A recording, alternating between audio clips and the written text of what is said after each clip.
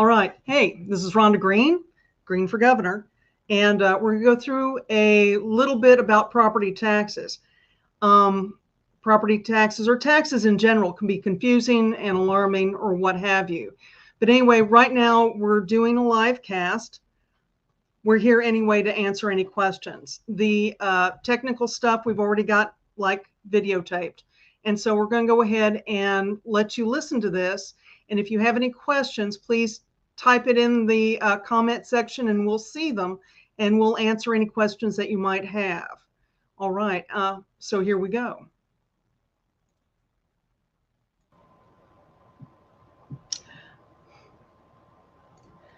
Hello, this is Rhonda Greene, and I'm running for governor of Indiana, so Greene for governor. But what we're going to do today is to kind of go over one of the platforms that I want to put forward as a governor candidate. And what we're going to dive into is property taxes on your homestead or your residence. If you own your own home and you reside there and it is used as your primary residence, it's called the homestead. And we're going to go over some of the basics of it and why exemption means exempt and what you should do to understand how property tax works. Okay, so here we go. Exempt means exempt. Now, back to basics. Once again, my position as governor would be that exempt means exempt. As governor, I would hold the state legislature accountable to change the 1% cap from the assessed value to the net assessed value after the homestead exemption and supplemental, right? And we're just going to go through that step by step. And if you have any questions, go ahead and message me or whatever you need to do. But we're going to try to make it as clean as possible and as simple as possible. All right, so right now, the 1% cap, there's a 1% cap on property tax on your homestead and is based on the assessed value of your property instead of the net assessed value of your property. Now, a cap means in Indiana that your tax bill cannot exceed 1, 2, or 3%, depending on the type of property, of the assessed value of the property. Now, assessed value is what they believe your property would be worth on the open market.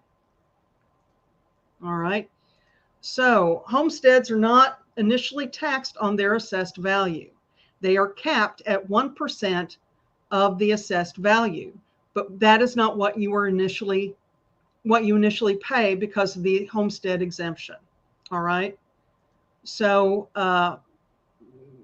this is a really tough one, and I'm just going to read it over. And a lot of people are more visually able to learn better. But I'll go ahead and read it, and we'll go ahead and just kind of get this down pat, just real quick. For example, we're going to take the same property in both districts, right? We're going to use Brown, which is at 2% taxable, and Salem, which is at 4% taxable. The assessed value of the property is $90,000 in both districts. Both have a 1% cap of $900, so you cannot be charged any more than $900 on your taxes. That's what the cap means. So to get the net assessed value, you have to take the $90,000 that they assume that your property is worth, less the homestead deduction, which is $48,000, which leaves you with $42,000. And you take that $42,000 by 35%, and you get an additional deduction of $14,700. So you have $90,000 to begin with. You take off $48,000 for the homestead deduction and $14,700, the supplemental, and you get a net assessed value of $27,300. All right. So once again, we're going to talk about two different tax or two different districts that have two different tax rates. Now, and what we're going to use is our own, we live in Brown Township in Washington County. And of course, Salem is like our highest at 4%. So the tax rate, once again, is different. It's 2% in Brown Township and 4% in Salem. So we take the net assessed value, which is $27,300, times the tax rate of 2% in Brown Township. That gives you $546, which is less than the $900 cap. So you pay $546. In Salem, it's different. The net assessed value, of course, is still $27,300, and Salem's rate is at 4% tax rate. So you take $27,300 times 4%, and you get $1,092, which is more than the $900 cap, which is 1% of the $90,000. So your bill would be $900 instead of $1,092, right? This is how they lose to the $192 to the cap. You hear, especially since the budgets are starting to go through, or they're starting to have budget hearings, you'll hear a lot of like circuit breaker loss. So what this, in the last example, what this $192 is that they lose this $192 to the cap, which is called circuit breaker loss. Okay. The only thing that the circuit breaker loss means is that you are being taxed beyond what the state legislation intended. At 4% tax rate, Salem has negated your homestead exemption. Salem is spending beyond the limits that the state legislature intended. Okay. What these same property taxes would look like if exempt really did mean exempt. You take the net assessed value.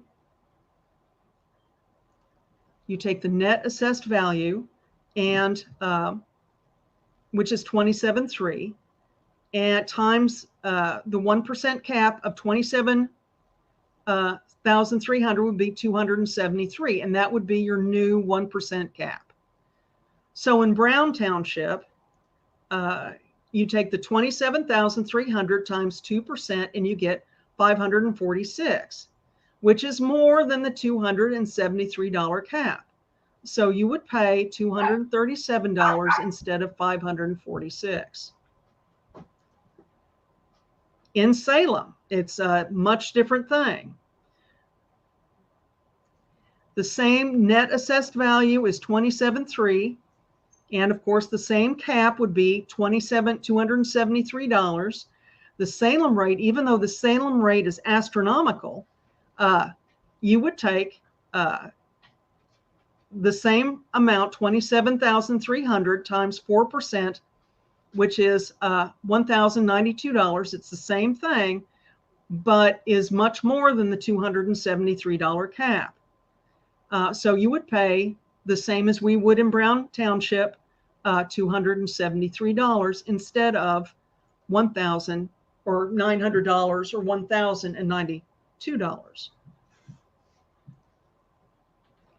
Using the net assessed value ensures that you get to keep the homestead exemptions that the state legislature promised you. Not only will this protect the most vulnerable in our community, but will guarantee that all homeowners in the state of Indiana, regardless of home value, will at least have an exemption that cannot be taxed.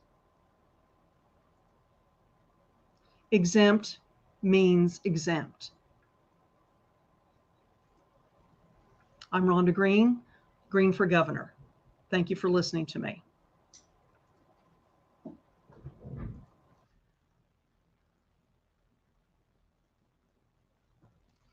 All right, so I'm still here, and there haven't been any real questions or anything that we can really, I guess, be concerned about.